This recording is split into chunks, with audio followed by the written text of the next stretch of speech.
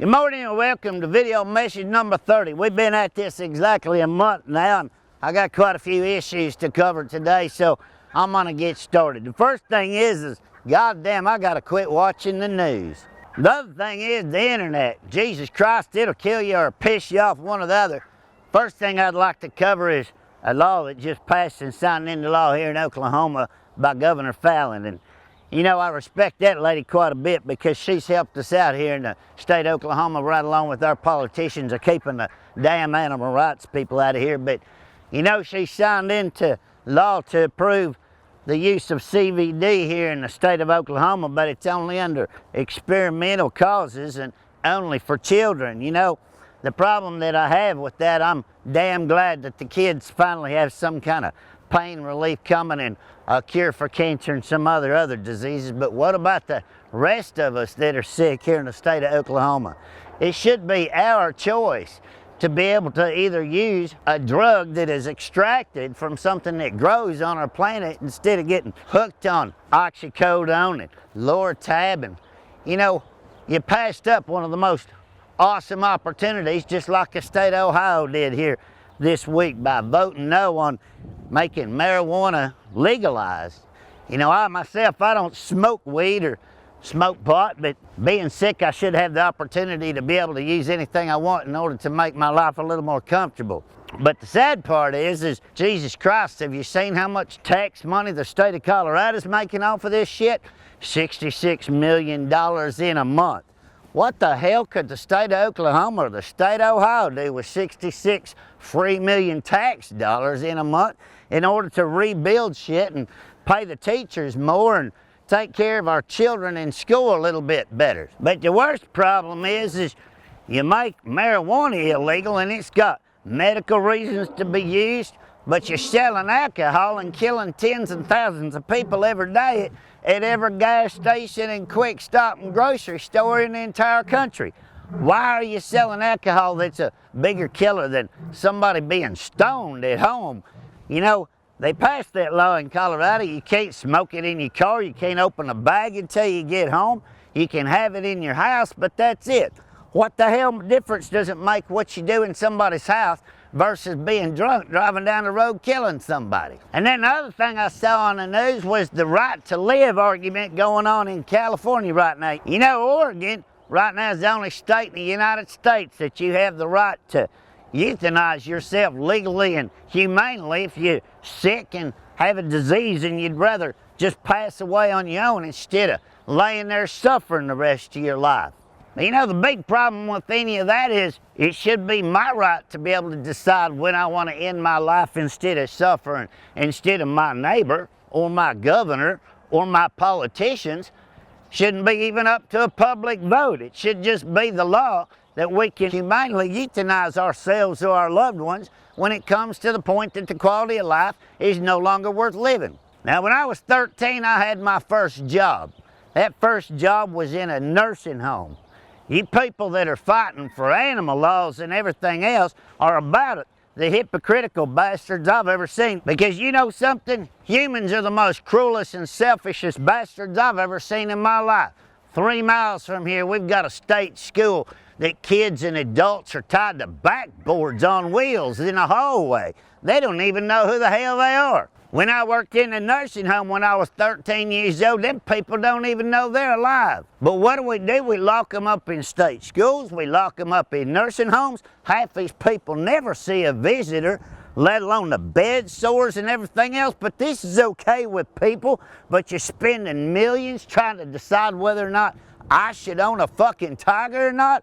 We need to get our priorities straight in this country because we're locking up our moms and dads and elderly people, and these people are having babies that they don't want because they're genetically flawed or something else is going on, and you're locking them up in a goddamn prison calling it state school, and half these people never ever see a human being or a loved one again. But that's okay. Why is that okay? Because we think we're so superior than anything else on this planet. Let me tell you people something. We're so fucked up we ain't got our priorities straight enough to wipe our ass or flush the toilet first. There's 2 laws that they're introducing into Congress this year to try and pass. One of them's the Big Cat Safety Act. which will stop a whole lot of this stuff with big cats. The only problem is it's all a fraud, and I'm fixing to go into that later. But they're introducing another bill called the Primate Safety Act, which will stop people from taking primates across state lines and breeding primates, and a lot of them ain't gonna be able to keep their primates in their houses anymore. The problem with that shit is the primate people that I know take better care of their primates than most people take care of their kids. I've been to places where the entire top level of a house is built nothing but for the monkeys. And I'm not talking spending a couple $100. I'm talking about spending $30,000, $40,000 to make sure a $5,000 monkey lives just like a human kid does. And that should be their right, is to take care of their monkeys and have whatever pets they want in this country. One lady got her face ripped off in this country, and we completely freaked the fuck out. And that had nothing to do with the chimpanzee being mean. The chimpanzee should have never been put on Xanax or anything else. What should have happened with that ordeal right there is that lady should have been charged with animal cruelty for putting a fucking chimpanzee on Xanax to try and make him a pet and keeping him in the house in a little cage when he was that big. That's her fault. She should have dealt with that shit herself, just like I'm standing in a cage with 5 full-grown tigers. If they decide to eat me, that's my choice, and that's my fault. Has nothing to do with you, the lawmakers, the general public, or anybody else. This is my way of living, and nobody's gonna tell me any otherwise.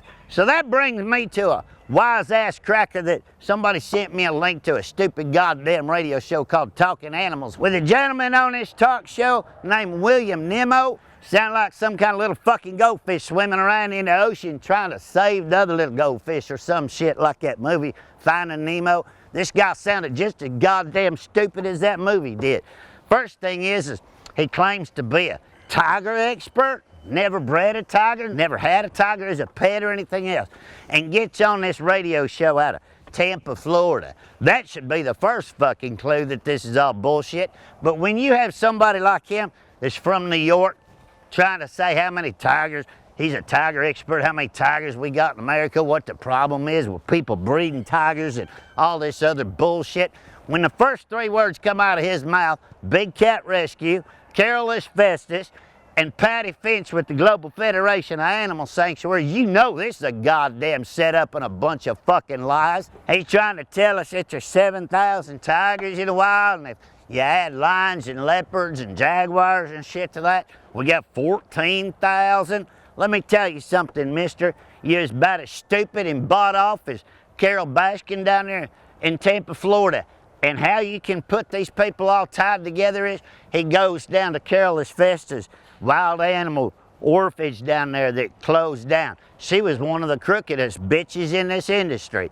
And then he ships 3 tigers over there to Big Cat Rescue and 4 tigers over there to Carolina Tiger Rescue. I can promise you probably the 3 tigers went to Big Cat Rescue are no longer alive. They're probably skinned and put in a goddamn gift shop down there on exhibit because it's cheaper to feed them that way, isn't it, Carol? But he gets into this tiger breeding and white tigers and genetics and all this bullshit. Let me tell you a secret, Mr. Nemo. I work with some of the top geneticists in the world, and I breed more tigers than anybody in this country. And you know what? White tigers were natural in the wild. It's called a heterozygous gene carried by an orange tiger. It's only in Bengal tigers, okay? Not in Siberian tigers like you said on your little radio show. And you can have 2 orange tigers have pure white babies anytime they want to when that genetic gene recesses. Humans have no control over this shit, all right? So you do not have to breed white tigers to their brother, father, mother, daughter, and sister in order to have white tiger babies, just like you said.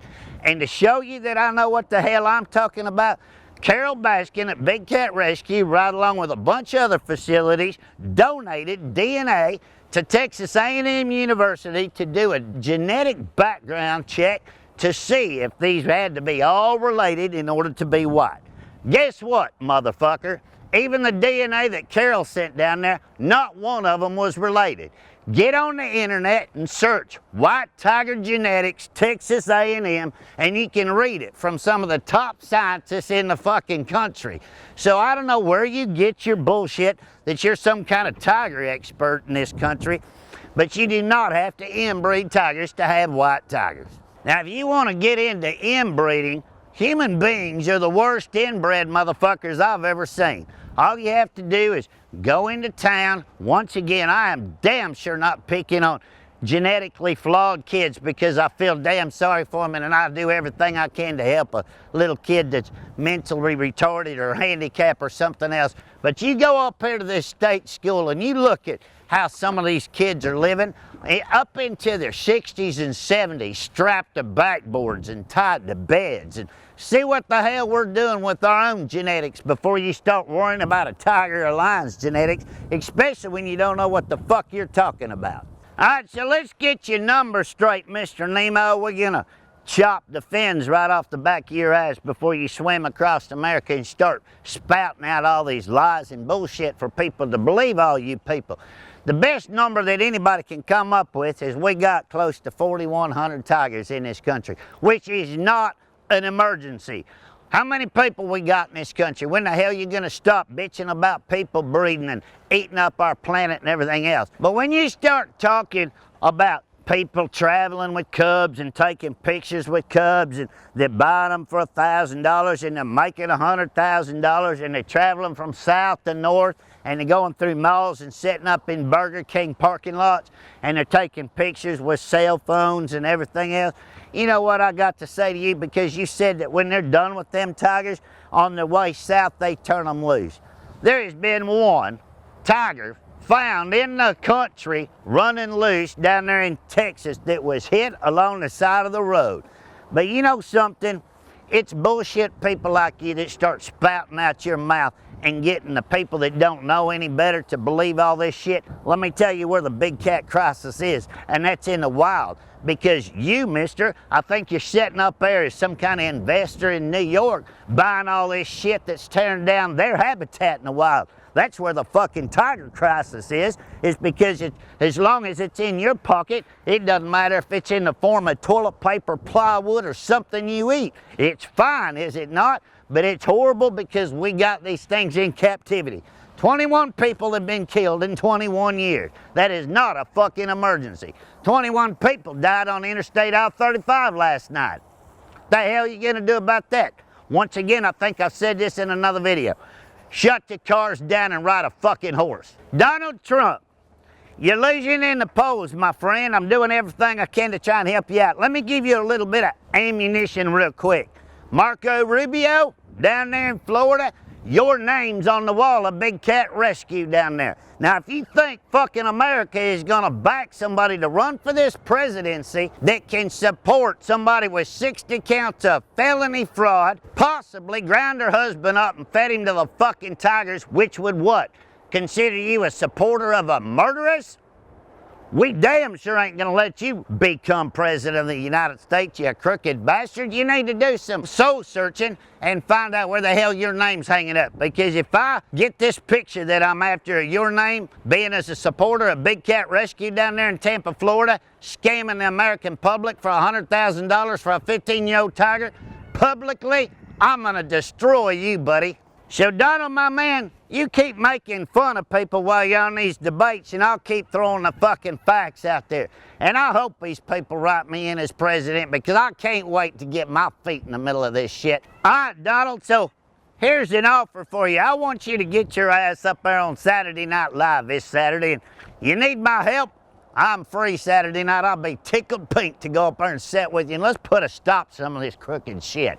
Best thing that could happen to this country, Joe Exotic and Donald Trump on Saturday Night Live together. For the last 29 days, I've been asking you politicians 6 questions, and I'm gonna ask them to you again right now till you get tired of seeing them and hearing them until you puke. Here they are. Here in America, we have a war in the animal world and the animal rights people in order to take our rights away, and 62.8 million people here in America own pets, and we'd like to know your comments and your concerns about a few issues. Question number 1, how do you feel about 501c3 organizations here in America that are scamming the public for hundreds of millions of dollars to take care of animals, and none of it goes to the animals? 90% of it goes to lobbyists to pass laws to further their agenda. 2, it seems like terrorist is the #1 topic anytime you turn the news on anymore. Are you aware that our own government, the United States Department of Agriculture, declared PETA a #1 domestic terrorist in the United States on November the 30th, 2009, and they're still a nonprofit tax organization here in America? How can you be a terrorist and get a tax break from your own country right here in America? 3, we'd like to know your opinion on how you feel on online bullying, not only of children, but adults, in the name of free speech, in order to bash somebody and ruin their reputation and their good name, only to make money for yourself and get away with it under the Declaration of Free Speech. 4, we'd like to know, how come us Americans that own our own property, own our own houses, and pay taxes on them do not have the right to have our own pets that we choose to have on our property or in our homes? Number 5, do you not think that we Americans have the right to assume the risk of our profession, no different than a cop, a firefighter, an oil rig worker, or anyone else that has the assumption of the risk of their professions? It is our right. And please, if you become president, give us back our right. And number 6, one of the most important, and this kind of touched on your speech at the Oklahoma State Fair about things being made in other countries and taxing them when they come into America. Do you not believe that it should be a right that any product made from the rainforest or an animal's habitat somewhere in the world should be taxed in order to be sold in America, and that tax money go back to helping rebuild the habitat and the rainforest so some of these animals don't become extinct in the futures to come? All right, well, that's the 6 questions, ladies and gentlemen, that we've been asking for the last 29 days. And they're important to us. And, you know, the further I go into this shit, I think by the time I'm done, I'm going to have a few more questions to ask these people. But anyway, you American people, get on Twitter, get on Facebook, and you get Donald Trump to send that big-ass airplane down here and get me and him both on Saturday Night Live, because it'll be a show that Saturday Night Live has never fucking seen before. I'm Joe Exotic, and I'll see you tomorrow for video message number 31.